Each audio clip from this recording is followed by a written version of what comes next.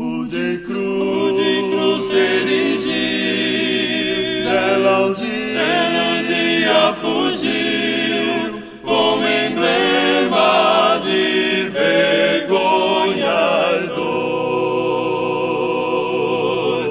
Mas contempla essa cruz, porque nela Jesus deu a vida por mim, pecador.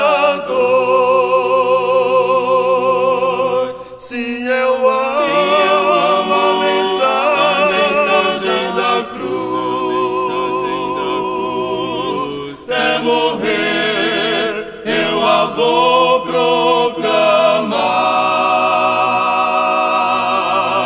Levarei eu também minha cruz,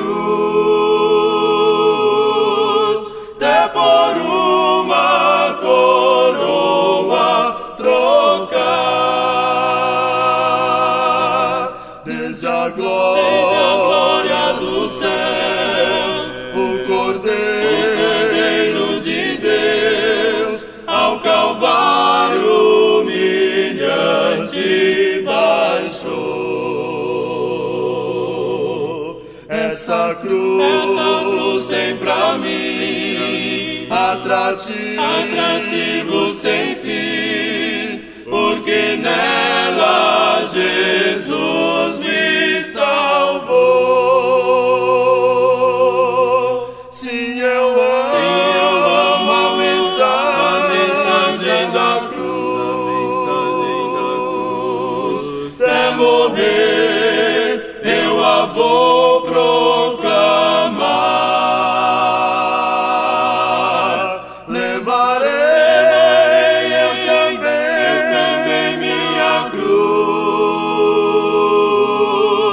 até por uma coroa trocar. Nesta cruz padeceu, e por mim já morreu, meu Jesus para dar-me o perdão. Eu me alegro na cruz, dela vem graça e luz para minha santificação. Sim, eu amo a mensagem da cruz. Até morrer eu a vou proclamar. Levarei eu também minha cruz, até por uma coroa trocar. Eu aqui com Jesus, a vergonha da cruz, quero sempre levar e sofrer. Cristo vem me buscar, e com ele no lar, uma parte da glória hei de ter. Sim, eu amo a mensagem da cruz. Até morrer eu a vou proclamar. Levarei eu também minha cruz, até por uma coroa trocar. Até por uma coroa trocar.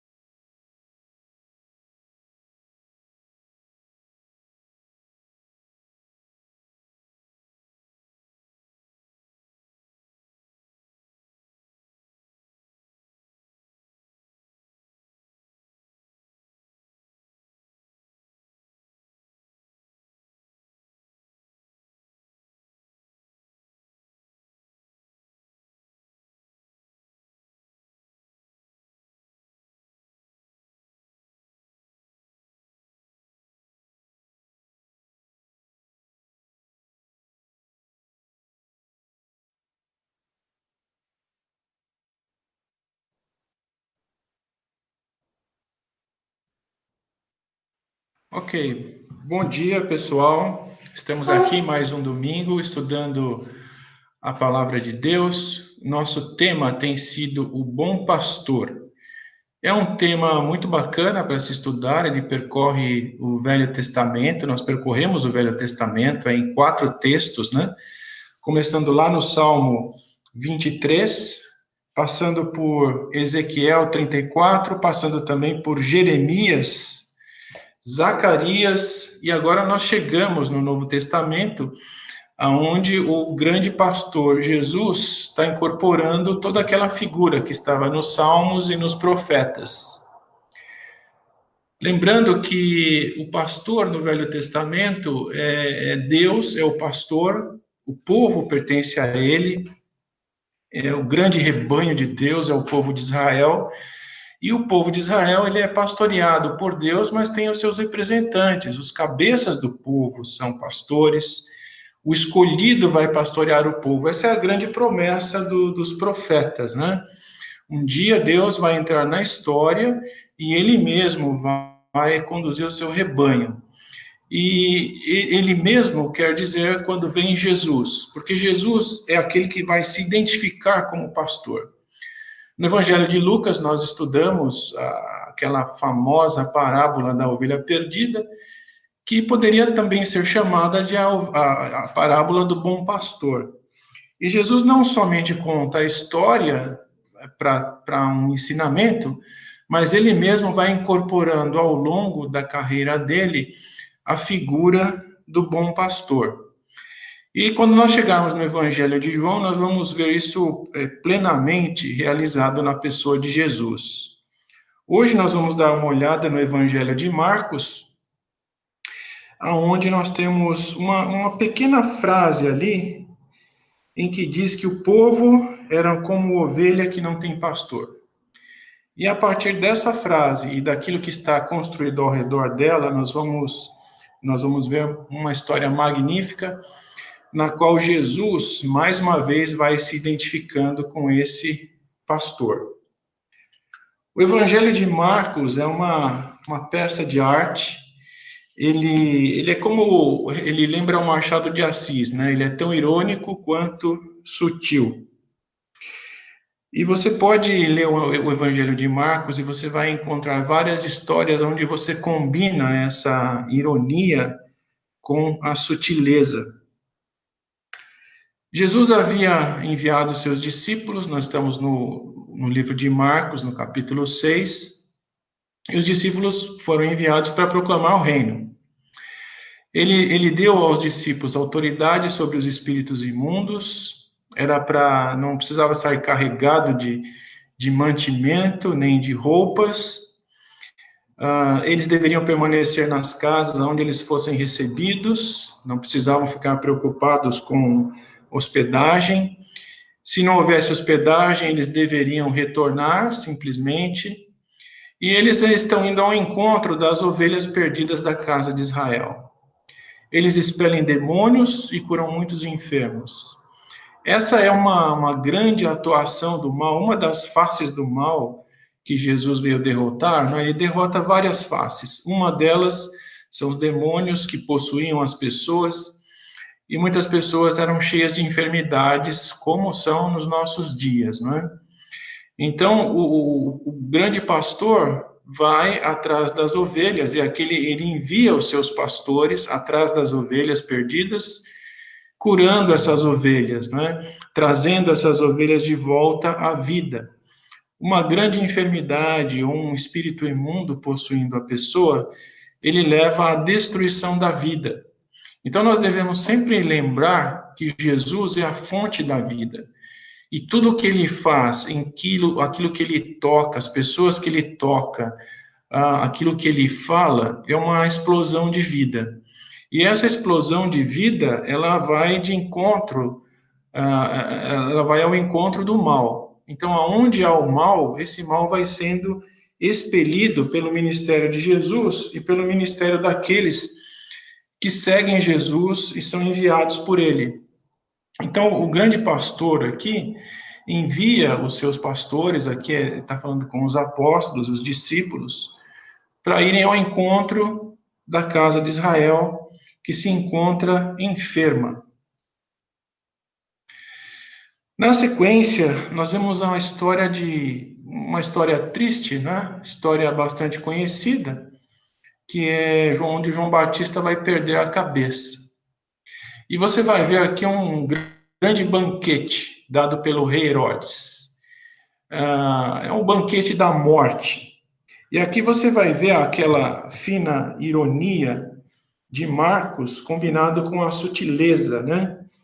Porque o Herodes, ele lança o João no cárcere, porque o João Batista estava acusando ele de adultério. E aí Marcos diz assim sutilmente que, no entanto, que Herodes ouvia João, temia João, e quando o ouvia ficava perplexo, escutando-o de boa mente. O Herodes era reconhecido na história como um sujeito cruel. Então, aqui você tem a ironia, ele lança o João Batista no cárcere, mas o Marcos diz, ele ficava perplexo, escutando de boa mente. Depois, no banquete, o Marcos narra o seguinte, né, que o Herodes entristeceu-se profundamente por causa do juramento que ele tinha feito, porque a filha da Herodias pediu no banquete a cabeça do João Batista. Porque ela estava incomodada, né? Porque o João ficava acusando o Herodes de adultério justamente com ela, porque ela era casada com o irmão do Herodes. E o Herodes diz aqui, entristeceu-se profundamente e, no entanto, ele mandou decapitar João Batista. Então, é a ironia e a sutileza de Marcos mostrando um banquete fúnebre. E o Herodes aqui faz o papel de um bêbado e faz uma promessa tola, não é? Ele vê a moça dançar, fica enamorado dela, e aí ele diz, olha, eu te dou até metade do meu reino. E ele diz isso na presença de várias pessoas importantes, né? Você tem os cortesãos, aqueles que fazem parte da corte dele, que vivem com ele no palácio. Você tem o convite aí de oficiais militares que fazem parte do governo, e pode ser que hajam também presentes nesse banquete os governantes de diversas províncias das quais ele governava. Então, no grande banquete, porque era um dia importante aí, porque era dia de aniversário, ele convida muita gente. E todas essas pessoas presentes são justamente pessoas que deveriam ser os pastores. E os pastores, então, estão aonde? Estão numa festa, se embebedando, comendo bem, e vem o grande pastor Herodes, a partir de uma promessa tola, um bêbado, fazendo uma promessa na qual ele vai decapitar o profeta, né? Um homem que estava trazendo luz, ele é decapitado, então ele é lançado nas trevas.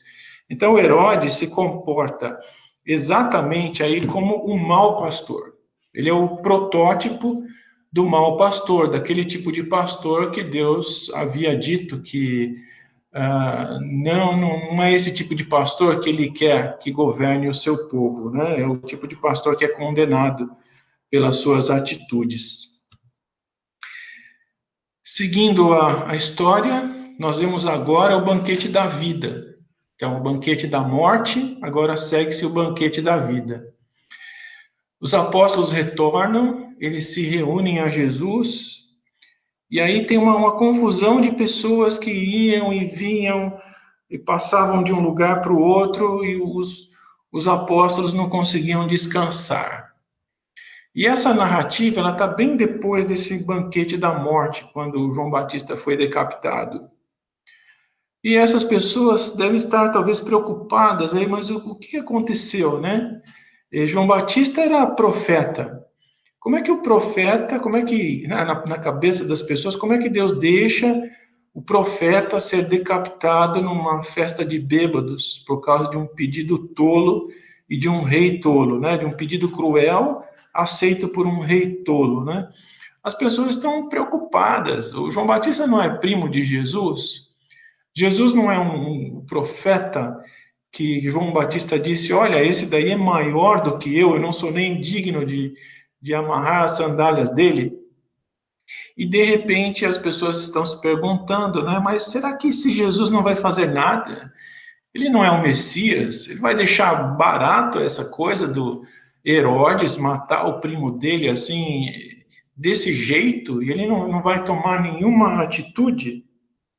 Então, qual é a atitude que Jesus vai tomar? Uma grande multidão vem atrás dele. Eles tentam fugir da multidão, se deslocando para um lugar mais deserto, Jesus e os apóstolos, mas a multidão vai atrás, a multidão está sedenta de alguma coisa, talvez alguns até sedentos de sangue, não é? E aí Jesus, ao invés de liderar uma revolta, porque você vai ver nesse banquete, tem muita gente, não é? O Marcos relata ali que haviam cerca de 5.000 homens, fora, se a gente fizesse contagem de mulheres e crianças, é uma multidão considerável para uma cidade, para um lugar, numa cidade antiga, né? Onde as vilas são pequenas, e Jesus está reunindo muita gente. Muita gente. E você sabe que quando reúne muita gente assim, com alguém tão popular como Jesus, que de repente pode incitar as pessoas a produzir uma balbúrdia, né? Um quebra-quebra, algum tumulto grande para o governo, você sempre vai ter gente do governo ali observando, né? Os guardas de Herodes, os guardas das províncias, observando, mas o que vai acontecer agora? Tanta gente reunida, uma multidão que pode estar enfurecida, só esperando Jesus mandar, dar uma ordem, e aí você pode ter um tumulto enorme e um grande massacre. Mas Jesus olha as pessoas e Marcos anota, Marcos faz essa anotação. Eles eram ovelhas, eles eram como ovelhas que não têm pastor. Uma frase já ecoada, né? já citada lá no Velho Testamento, mais de uma vez. O povo é como ovelha que não tem pastor. E essa palavra de Marcos, ela deve estar também na mente de Jesus, né? Essas pessoas não estão sem direção, não é? Aconteceu alguma coisa muito ruim, e agora, o que é que nós vamos fazer? Nós vamos promover uma revolta, nós vamos promover uma carnificina. Você vê isso até os dias de hoje, e nós estamos vivendo essa situação, pessoas são mortas, às vezes uma pessoa é morta a partir de uma injustiça, e milhares de pessoas se reúnem para fazer protesto, e os protestos acabam em quebra-quebra, às vezes acabam em mais mortes, acabam em destruição. Então, nós estamos aqui, quando você está lendo o texto, prestes a acontecer alguma coisa muito ruim, alguma coisa desse tipo. Alguém morto injustamente que leva a uma revolta. E quem seria o líder dessa revolta seria Jesus. Mas ao invés de fazer a revolta, Jesus vai promover um banquete da vida. Então, a primeira coisa que ele faz, diz lá o texto, ele passou a ensinar-lhes muitas coisas. Então, a multidão agora vai ser acalmada pelas palavras de Jesus, pelo pastor que sabe alimentar a multidão. Ele se compadece, ele ensina as pessoas, ele acalma a multidão se assenta. Passa a tarde, quando chega no final da tarde, os discípulos estão preocupados. Olha, eles vieram aqui atrás por conta própria, agora já vamos dispensá-lo, a aula acabou, né? E quanto dinheiro, né, precisaria para dar alimento para essas pessoas, porque os discípulos também sabem que pessoas com fome, às vezes elas são capazes de fazer alguma coisa que elas não fariam numa situação normal, né? Todo mundo com fome, essa questão do Herodes, embora Jesus já tenha acalmado todo mundo, os discípulos percebem que é hora de mandar todo mundo embora, não dá para passar a noite naquela região, né? sem comida. E aí eles dizem, bom, mas se nem que a gente tivesse 200 denários, que é um valor considerável, a gente não conseguiria comprar pão para toda essa gente, é muita coisa. E aí aparece alguém que tem, olha, nós temos aqui 5 pães, 2 peixes. Isso porque Jesus tinha dito, olha, vocês mesmos dão de comida para eles. E eles ficaram apavorados, né? Como é que nós vamos alimentar tanta gente? E aí eles arrumam alguém que tem 5 pães e 2 peixes, são peixes secos, né? E tem pães, comida básica, que muita gente se servia, né? O que hoje nós diríamos aqui no nosso país, um arroz com feijão, embora os pães talvez fossem mais gostosos com esses peixes do que o nosso arroz com feijão. Jesus manda que eles se reclinem sobre a relva verde, e todos comeram fartamente. Sem dúvida alguma que é uma sutileza de Marcos, lembrando lá do Salmo 23, ele me leva às pastagens verdejantes, ele me faz repousar no oásis, ele me acalma, me leva a águas tranquilas, para que eu possa beber tranquilamente. Então, a figura do pastor aparece aqui claramente nesse grande banquete da vida, e todos comem fartamente. E aí está o Salmo 23 citado, os meus inimigos, eu preparo uma mesa na presença dos seus inimigos. Então, os inimigos estão à espreita, e o grande pastor faz o quê? Prepara uma mesa, um grande banquete. Eles comem até se fartar. Você lembra do Salmo? O meu cálice transborda. Eu mal termino o copo de vinho mal termina e já vem o servidor, já vem preencher de novo o meu copo.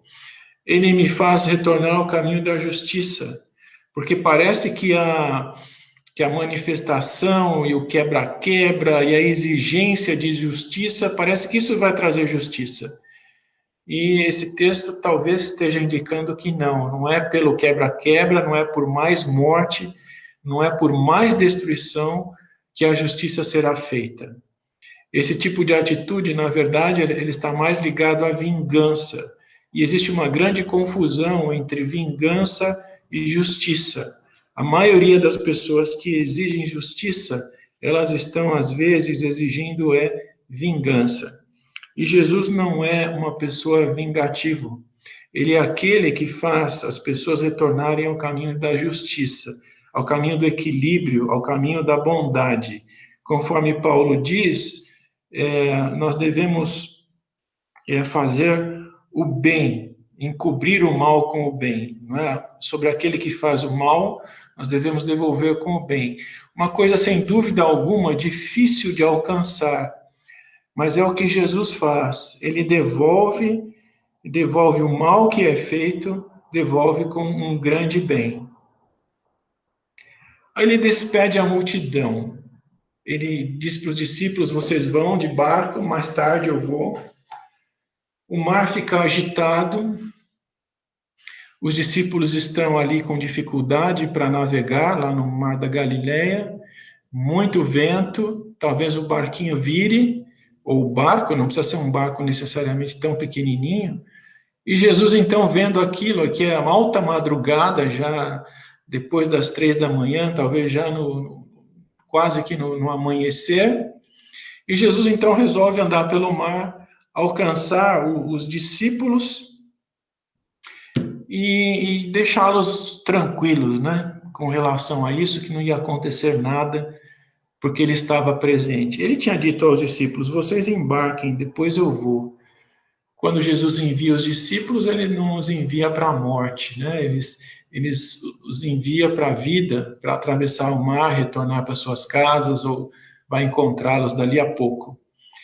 O mar agitado, e ele anda sobre o mar. O mar é algo que no Velho Testamento, ele sempre é assustador, né? No livro de Jó, o Leviatã é um monstro mítico que habita o mar. É um lugar onde alguém, quando morre, ele não retorna, ele nem é enterrado com dignidade, não é? Jonas, que foi ao ventre do peixe, ele diz que ele foi ao fundo do mar e ele estava como que morto, né? E ele diz que ele quase chegou à porta do Sheol, a porta da morte que ficava ainda sob o mar. Então, o mar é um lugar assustador. O mar subiu e afogou todo mundo lá nos dias de Noé. Não só para Israel, mas para os povos ao redor, essa figura do mar, ela é sempre assustadora, é do desconhecido, lá habitam monstros. E agora Jesus, é claro, no Mar da Galileia, numa dimensão muito menor, mas, no entanto, não deixa de ser algo preocupante, um mar agitado, uma ventania que possa afundar o barco. E Jesus, então, anda sobre o mar. Ele tem domínio sobre as forças do mal. Ele não somente fez o bem e acalmou a multidão e alimentou a multidão tanto com palavras como com pão e peixe, mas ele também é aquele que tem o domínio sobre as forças do mal aqui no mar agitado. Ele também tem o domínio sobre as forças da natureza, a natureza que foi criada por Deus, que foi criada por intermédio dele, como diz João, e para ele também tem o domínio sobre as forças da natureza. Então, um mar agitado não é capaz de detê-lo. E, numa forma surpreendente, ele caminha sobre o mar, caminha sobre a água. Aqui nós temos a realização, obviamente, de um milagre. Não é possível alguém caminhar sobre a água, caminhar sobre um líquido, como se caminhasse sobre a terra. Mas aqui se trata de Jesus, um homem de uma fé extraordinária. E será que ele é um novo Moisés? Porque Moisés, quando liderou o povo de Israel na saída do Egito, ele abriu o mar. Ele também teve esse domínio sobre o mar. E, claro, nós sabemos que Deus fez o mar recuar, mas por meio de Moisés. E será que aqui nós temos um novo Moisés, alguém que tem domínio sobre as águas, sobre as forças da natureza? É possível que os discípulos, em algum momento da sua vida, depois desse evento, estivessem pensando nisso, né? E aí no versículo 52 desse capítulo 6, nós temos uma frase que é desconcertante, porque Jesus tenta tomar a dianteira. Bem interessante essa frase, ele tenta tomar a dianteira. Dá a impressão de que ele simplesmente queria andar à frente do barco e conduzir o barco até a margem, assim como o pastor conduz as ovelhas. Mas os discípulos ficaram apavorados, não reconheceram Jesus andando sobre o mar, o que eventualmente seria normal, né? Não reconhecer, porque todo mundo sabe, os discípulos ali, vários eram pescadores, eles sabem que ninguém é capaz de andar sobre o mar. Então pensaram que era um fantasma, uma aparição, um espectro. E aí Jesus os acalma, ao invés de tomar a dianteira do barco e guiá-los, ele vai e sobe ao barco e eles ficam, obviamente, atônitos, né? Diz o texto que o vento cessou, Jesus estava com eles e eles ficaram atônitos, quer dizer, perplexos, como se estivessem fora de si. E aí o Marcos sutilmente adiciona: eles ficaram assim porque não haviam compreendido o milagre dos pães. Antes o seu coração estava endurecido. Ora, qual é a ligação entre ficar perplexo porque Jesus estava andando sobre as águas e o milagre dos pães? Por muitos anos eu pensei nesse texto, porque eu também ficava perplexo e me via na pergunta: bom, eu acho que eu também não entendi o milagre dos pães. Agora, estudando e vendo que Jesus é o pastor, me parece que é exatamente isso que eles não entenderam naquele momento, que Jesus era o pastor. não entenderam que Jesus era aquele pastor que os profetas haviam prometido, né? Então, Davi disse no Salmo, ele me traz de volta, né? O Jeremias diz lá, né, o meu servo Davi vai trazê-las de volta. Ezequiel é muito enfático, porque Ezequiel, você tem a frase, eu sou, né, Deus, o nome de Deus, o próprio Deus dizendo, eu mesmo vou pessoalmente atrás das minhas ovelhas. Zacarias repete, dizendo, eu vou trazê-las de volta. Lucas, na história da ovelha perdida, Jesus diz: eu vou buscar a ovelha que estiver perdida e vou pagar o preço, eu vou carregar a ovelha sobre os meus ombros e trazê-la de volta para o rebanho. E agora, Marcos, você tem a história onde Jesus diz: eu alimento o rebanho. Então, eles ficaram perplexos por Jesus andar sobre as águas, mas se eles tivessem compreendido que Jesus era esse pastor, eles não teriam ficado assustados, teriam deixado Jesus tomar a dianteira do barco e guiá-los até a margem, como o pastor guia as ovelhas. Essas palavras estão anotadas aqui depois de muito tempo, agora nós estamos vivendo, depois de muito tempo que essas palavras foram anotadas, mas as palavras dos profetas ainda têm validade, e Jesus, como diz a carta aos Hebreus, é o mesmo ontem, hoje e sempre.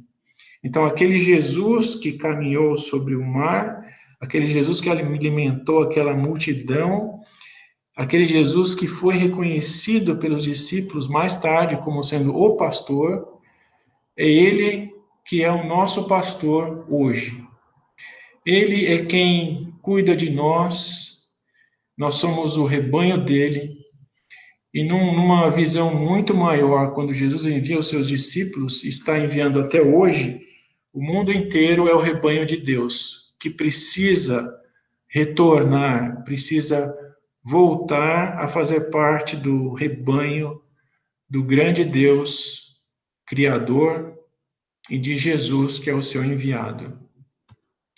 Muito obrigado pela sua atenção. Semana que vem tem mais uma história no Evangelho de Mateus. Fica com Deus. Daqui a pouco nós devemos ter mais uma mensagem. Até logo.